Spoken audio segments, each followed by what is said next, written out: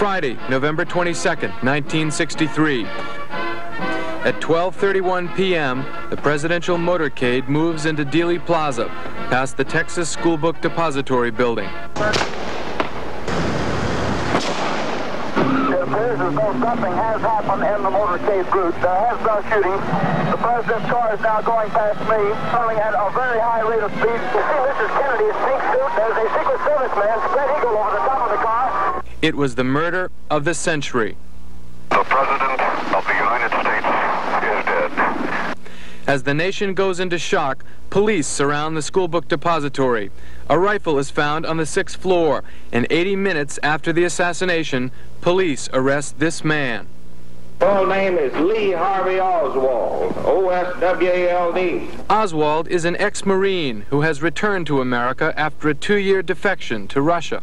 He is charged with the death of the president and the murder of Dallas patrolman J.D. Tippit, killed within an hour after the first shots. He's also accused of shooting Texas Governor John Connally, wounded in the motorcade. I didn't shoot anybody, no, sir. There's no question that he was the killer of President Kennedy. Here he comes. But Oswald never gets to court. On Sunday, 2 days after the assassination, in the basement of Dallas Police Headquarters, Oswald himself is gunned down. Oswald has been shot. Nightclub owner Jack Ruby is later convicted of the Oswald murder.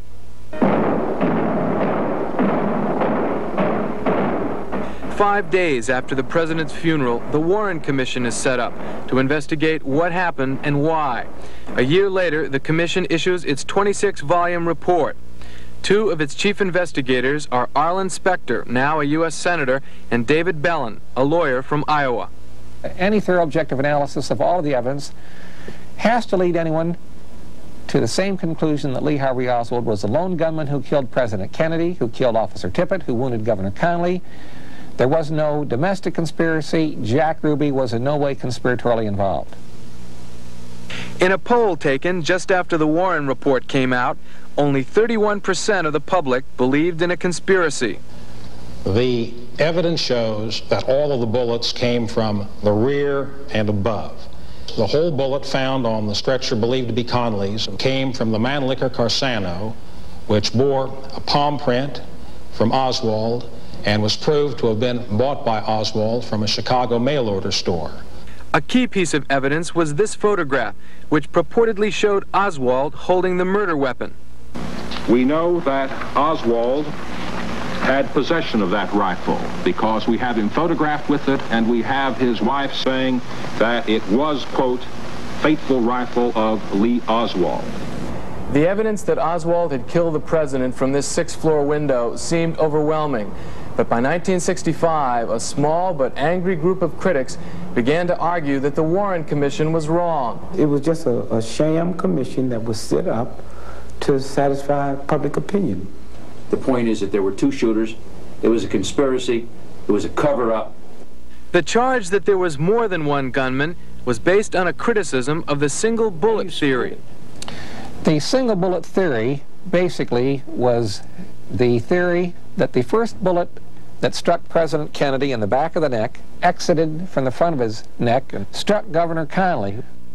The Zapruder film, taken at the moment of the assassination, shows an apparent delay of less than a second between the time the president clutches his wounded throat to the time Governor Connally reacts to being hit. Since the Oswald rifle took at least 2.3 seconds to bolt and fire, the commission concluded that both men must have been hit by the same bullet.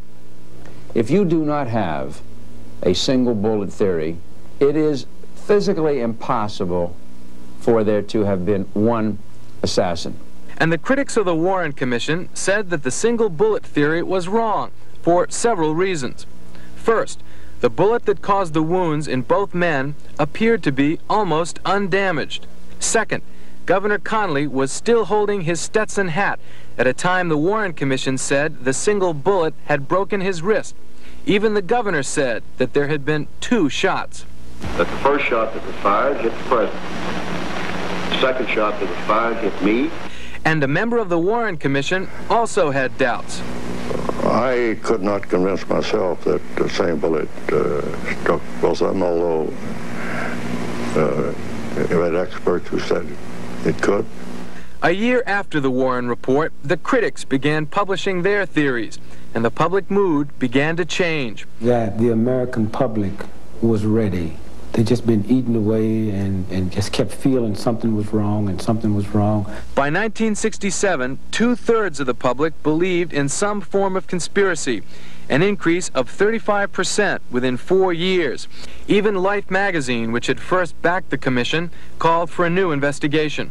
And critics went head-to-head with the Warren Commission evidence. The very interesting thing about this is that if you overlay these two photographs, you find the exact same face on both photographs. It was faked by somebody very sophisticated in photography, art, and retouching. One critic charged that a number of people who had witnessed the assassination or its aftermath had died mysteriously. I have counted more than 160 of what I consider deaths that were in one way or another connected and died before they reached their longevity.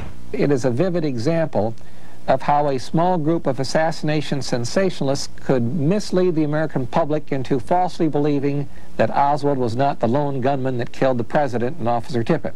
But in New Orleans, District Attorney Jim Garrison said that he had evidence of a conspiracy. The essence of my charge is that the assassination of John Kennedy was accomplished by elements of the Central Intelligence Agency. Garrison indicted businessman Clay Shaw and charged him with the conspiracy. But after a 2-month trial, Shaw was acquitted. Oh my God, Senator Kennedy has been shot. But by the end of the 60s, America had lost 2 more leaders to assassins. And though the evidence at the time showed that both killers had acted alone, the public belief in conspiracies would not go away.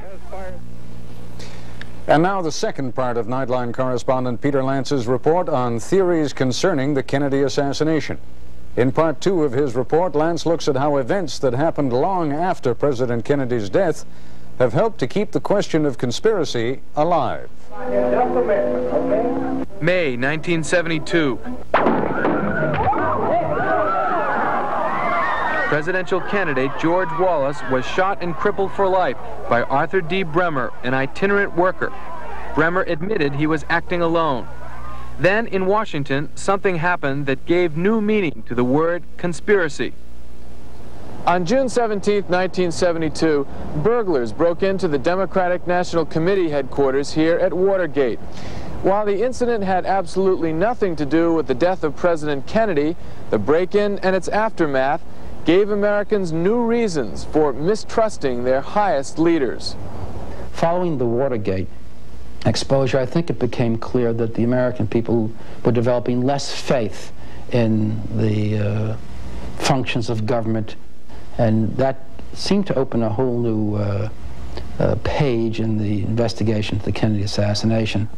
August 1972. There is a report that the president's brain is missing from the medical evidence in the National Archives.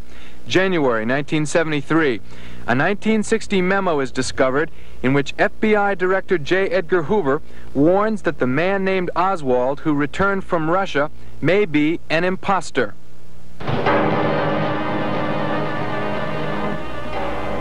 On the 10th anniversary of the president's death, a film called Executive Action blamed the assassination on a conspiracy led by right-wing Texans. This picture shows 3 so-called tramps getting arrested in Dealey Plaza the same day that JFK was shot. On the lecture circuit, comedian Dick Gregory began showing these pictures. Pictures he said resembled Watergate burglars Frank Sturgis and E. Howard Hunt. Gregory gave the pictures to the Rockefeller Commission, which had been set up to investigate abuses by the CIA. Its chairman was former Warren Commission counsel David Bellin. It turned out to be that these photographs were not of these men. We examined the photographs, blew them up, but it's an example of how people come up with wild ideas. The Rockefeller Commission found no links between the CIA and the death of the president. Then, a few months later, the chairman of the Senate Select Committee on Intelligence made a startling announcement. I have said that the CIA was involved in murder plots and murder attempts. The word that is preferred is assassination. The committee uncovered evidence that the CIA had plotted with members of the mafia to kill Cuban Premier Fidel Castro. But the CIA never disclosed the plot to the Warren Commission, even though former CIA Director Allen Dulles was a commission member. And we thought that very peculiar because it established a possible motive that might have led to a foreign connection with the assassination of President Kennedy. During the Senate hearings, 2 of the mafia figures involved in the CIA assassination plots were killed. Sam Giancana was shot gangland style in Chicago, and Johnny Roselli was found stuffed into a barrel and floating in a Florida bay. Then a film researcher shocked the nation by showing the Zapruder film on network television. At the bottom of the screen, the headshot. The backward movement of the president's head seemed to indicate a shot from the front. Then the FBI dropped a bomb. Agent James Hosty testified that Oswald had written a note threatening to blow up the Dallas police headquarters, but the note was never given to the Warren Commission. I then took it out and destroyed it. Members of Congress began to wonder if the FBI and the CIA withheld some information from the Warren Commission, perhaps they had withheld more. I think the Warren Commission has, in fact, collapsed like a house of cards. In November 1975, CBS News aired a 2-part special report. Correspondent Dan Rather showed that it was possible for Lee Harvey Oswald to have fired the fatal shots. Half a second faster than the fastest time turned in for the Warren Commission. And CBS News photo analysts concluded that Governor Connally may have been hit earlier than previously thought. If this is true, it increases the probability that the same bullet hit both men. By 1976, 81% of the public believed in some form of conspiracy theory, and Congress demanded a new investigation. A committee will come to order. In November 1976, the House Select Committee on Assassination met for the first time. And I thought that what we did really was to put to bed many of the rumors and myths that had existed around the assassination of the president. Medical experts confirmed that the fatal headshot had come from the rear, despite what the Zapruder film seemed to show. I think they were going along toward confirming the single assassin that the Warren Commission came out with back in '64, until suddenly confronted by this seemingly irrefutable acoustics evidence. And I'm not sure they were really prepared for that. The new evidence came in the form of a recording made from a motorcycle radio during the presidential motorcade. At that point, the first shot is fired, and I will point out the shots as they occur. Researchers like Gary Mack claim that they heard gunshots on the tape. And so, at great expense, the committee went to Dealey Plaza to try and reproduce the sounds of the assassination.